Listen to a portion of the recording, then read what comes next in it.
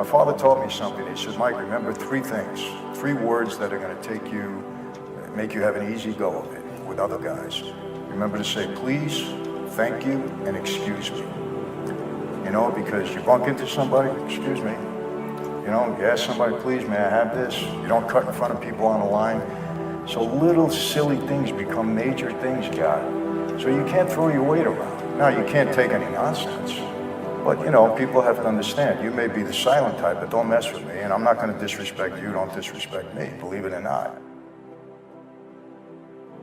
Sometimes you may be the smartest person in the room, and you don't want anybody to know that. You just want to keep quiet like you don't know anything. Let them think they're smarter than you.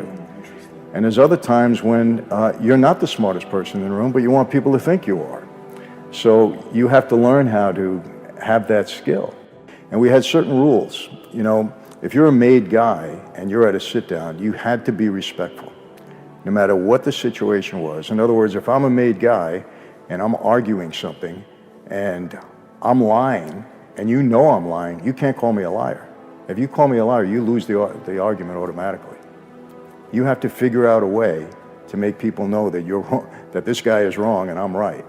And the old timers were very tactful at this. You know, they would try to get you into a trap where you would just say something and you're done. It's all over. So you had to really learn how to respectfully get your point across. And you had to know the mentality of the personality of the person going in, or you don't defeat them. These old timers were smart, you know, they were cagey.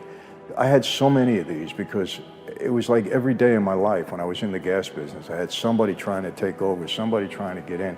Because, you know, in New York, there's a lot of us.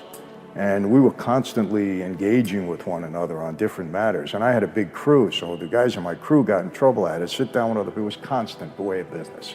So you learn how to carry yourself there. And it really helped me in my negotiation skills in business. It really helped because going in, I would figure out what I wanted, what I would settle for, and I would keep, you know, I learned one thing. It's always great to let the other person talk. Let them talk. Let them just keep talking. Throw out a word that gets him a little bit and he'll talk more. And as he's talking, you can kind of figure out his mentality, his personality, what you can get out of him, what you can't get out of him.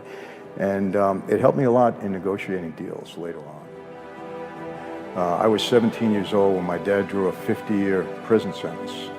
And when he went away, Joe Colombo, the boss of our family, who we were close with, he kind of took me under his wing because my dad was his underboss. And I started to meet a lot more of my dad's friends, you know, and they were influencing me. Mike, you know, what are you doing going to school? I was a pre-med student at that time, shortly after that. You know, if you don't help your father out, he's going to die in prison. He didn't want that. I mean, he kind of argued, no, I want you to go to school, get an education. I said, Dad, it's too late. My mind is made up.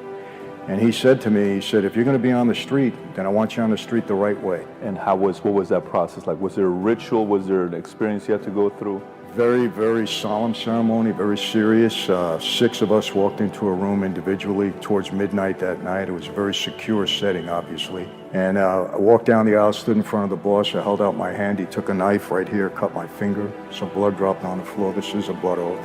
I cupped my hands. He took a picture of a saint, Catholic altar card, put it on my hands and lit it aflame. It didn't hurt. It burned quickly. It was just symbolic.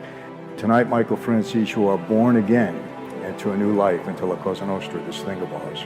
Violate what you know about this life, betray your brothers, and you will die and burn in hell like this saint is burning in your hands. Do you accept? Yes, I do. And that's it. That's the ritual.